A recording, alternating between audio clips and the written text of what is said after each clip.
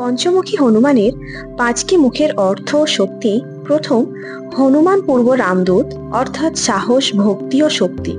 দ্বিতীয়, নরসিংহ, উত্তর বিষ্ণুর অবতার, শত্রু বিনাশ ও রক্ষা। তৃতীয়, গরুড়, পশ্চিম বিষ্ণুর বাহন, নাগ দোষ থেকে মুক্তি। চতুর্থ, বরাহ আর অগ্নি, দক্ষিণ বরাহ অবতার, অগ্নিমুখ, অশুভ শক্তি দমন।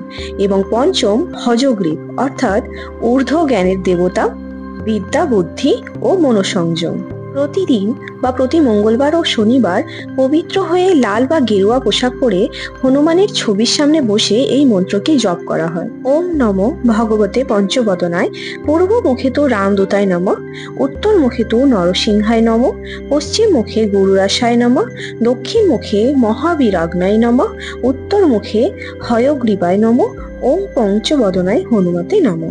জয় বজরং।